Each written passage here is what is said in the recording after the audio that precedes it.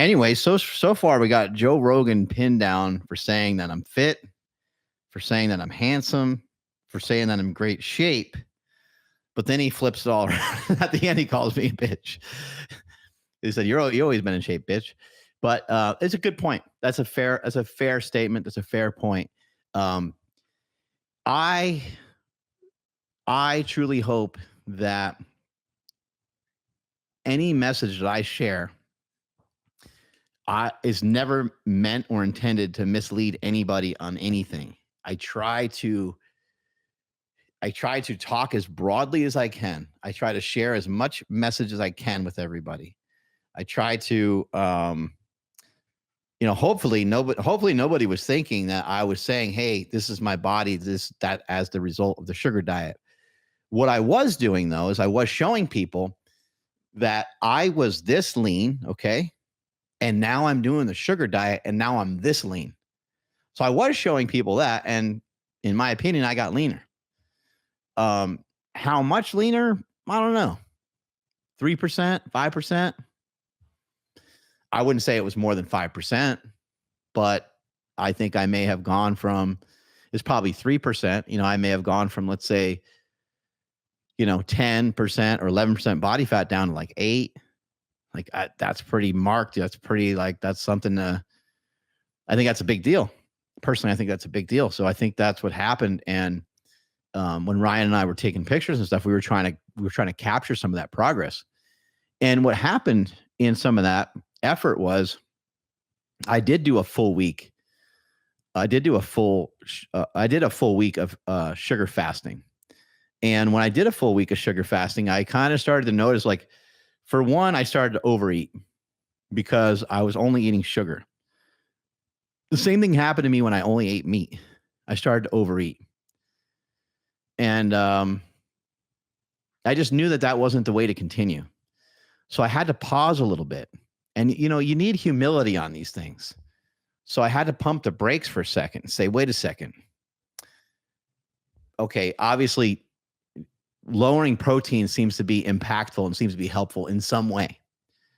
And I'm just talking about lowering protein. I'm not talking about diminishing protein. I'm not talking about being on actual low protein. I'm talking about just lowering my protein from 200 to 100. 100 grams of protein in a day for a guy that weighs 200 or 225 or so is not low protein. It's just lower than what we're used to hearing from a bodybuilder type person.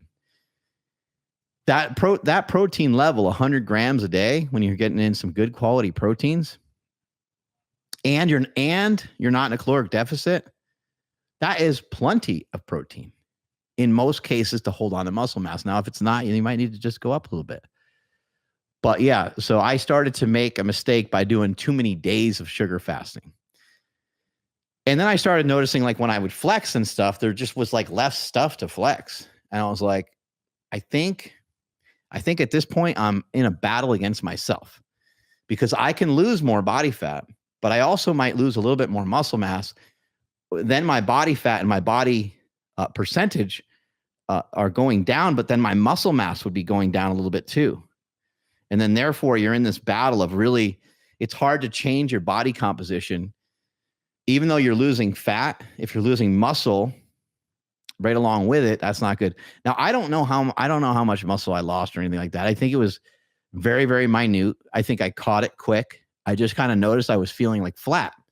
In the beginning, when I started the sugar fast, I was feeling full and I was feeling good. So now what I do is I do a little, and I just put out a video. It's an hour long of me talking about how I eat now. And how I eat now is just very basically, I utilize sugar fasting 2 to 3 times a week, sometimes only once in a week. And I'll just do it for 16 to 18 hours, as I mentioned earlier. So let's keep this rolling. Click on that one on the right-hand side. Look, that's what we're talking about. He's a big jack dude. So for him to do this diet and say, look, I've got this body. Well, bitch, you always had that body. Yeah. I don't know. No, I mean, I've gotten very please. skinny off the all sugar diet, but it has effects. Yeast infection all the time. Deep, dark circles. From sugar. Yeah. Fucks up your sleep. When did you stop with the sugar? 2 months ago. Oh. But I'm having ice cream today because my special came out. I would say that, I unfortunately am unaware. I don't know anything about this woman that's on the show. Don't even know her name. What do you know her name? Her name is Jordan Jensen. Sorry, Jordan. I should have come prepared with your name ready. But yeah, I don't think that. I think that somebody like Jordan, who is utilizing sugar as a strategy to lose some weight, is also probably doing so in a way that she's not getting the macro and micronutrients that she needs on the back end of that, and the dark circles and the trouble with the sleep and stuff like that. That would definitely be something that would happen if you weren't getting in the macros and the micros. And as soon as you mess up your sleep, then there you go. There's the dark circles under the eyes and so forth. And we've also seen this from fasting. We've seen this from fasting, and some names pop in my head right away of some people who over fasted. I'll just use one that wouldn't mind me saying his name out loud because he's talked about it before, but Thomas DeLauer comes to mind. Thomas DeLauer looks like a machine. He looks incredible. He's super lean. He's in great shape. He's good at running. He's good at lifting. He's an amazing businessman and just an amazing person in general. I love Thomas DeLauer. But Thomas DeLauer would be the first one to tell you, yeah, man, sometimes I go overdo it. Because he has fasted so hard. You look at his eyes and you're like, bro, like, let's take you for like some ice cream cake. Let's get you why don't we have you sit down, put your feet up and just eat like a whole entire cheesecake, fill out those cheeks a little bit. Cause yeah, he would just get like gaunt and just look kind of gnarly, which, again, it's awesome because he's got this state of mind in his head where he can get himself to these really lean levels. But at the same time, he also understands like, you know what? I should kind of pay attention to that because I can get myself into some dangerous territory. And I haven't talked to him about this, but this would be cool to interview him about. It'd be cool to interview him about the mental side of things. I wonder if he's kind of messed himself up mentally before with dieting. So you can do that as well. But we've been planning. We have been planning. We're going to Amy's Ice Cream and we're going to have ice cream. It's a great spot. Yeah.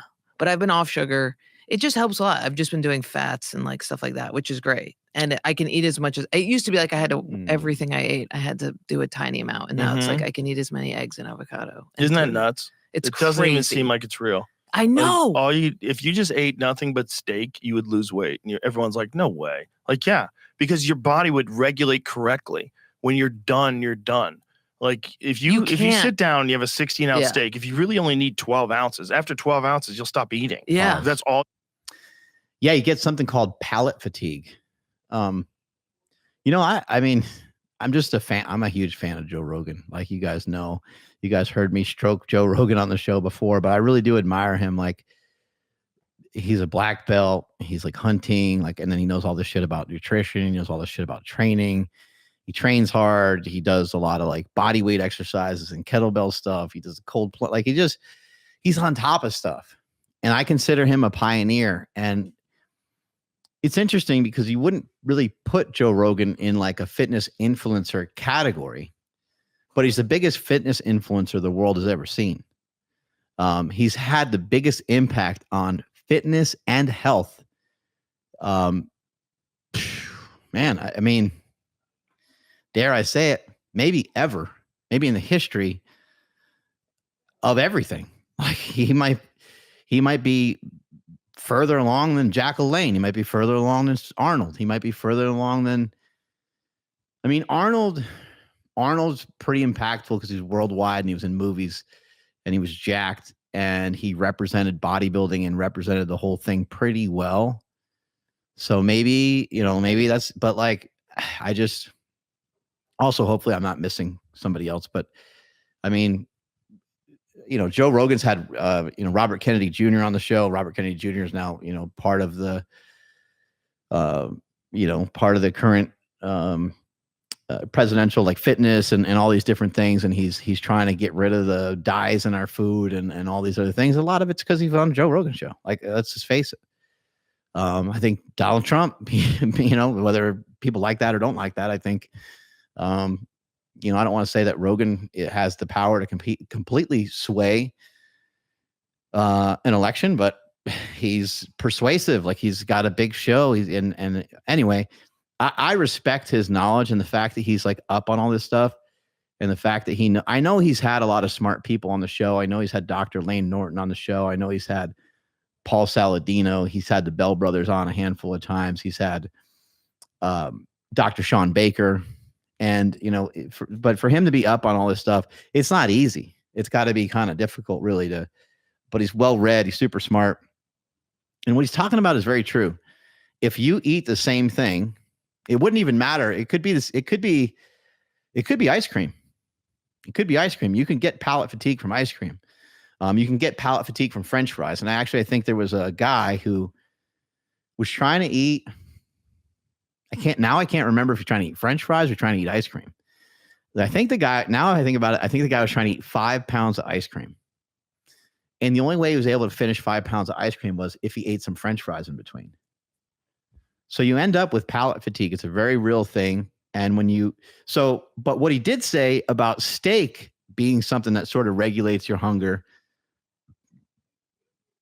that's fairly accurate because, having the protein, your protein is going to help you to manage your calories because the body's always in search of protein. All living things are in search of protein. And because we're in search of protein, we're going to eat an entire bag of Doritos thinking that we're going to get our protein requirement somewhere in there. And it just doesn't happen. There's a lot of things that override your brain.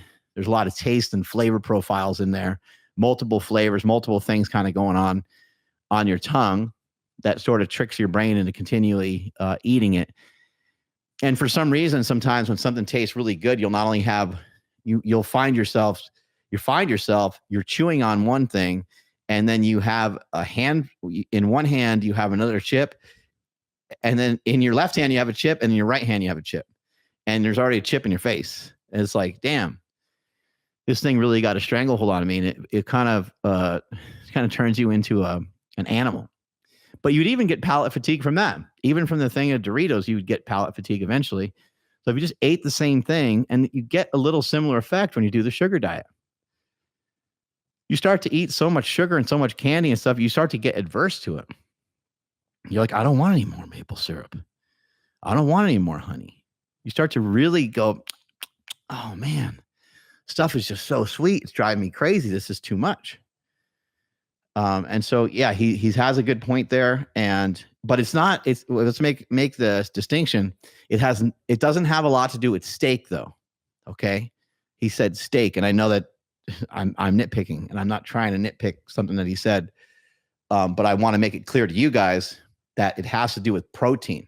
This is called protein leveraging. The protein leveraging hypothesis, which was made famous by Ted Naiman, but was founded by some other researchers. The protein leveraging hypothesis basically states that when you get adequate amounts of protein, your body will become satiated. And that's why protein is the most satiating nutrient that we have, other than for some reason the baked potato is ranked higher than some forms of protein. The other thing I'll say too, though, what is kind of unique about a steak is the fat profile. So the fat profile of some steaks works out really well to where you have protein and fat together. When you have protein and fat together, not only is it satiating, but it's also satisfying. It's getting satisfied from a food is really important. Getting satisfaction out of your food is an important piece of the puzzle. So for me right now, I'm getting satisfaction out of my food by utilizing carbohydrates with my protein meals. The protein itself is not satisfying because it's really lean. I'm eating really, really lean sources of protein. I only have about 30 or 40 grams of fat in a given day. And so because of that, most of my meals have like 5-6 grams of fat, which again, is not going to be satisfying, but mechanically it's satiating because of the protein leveraging hypothesis.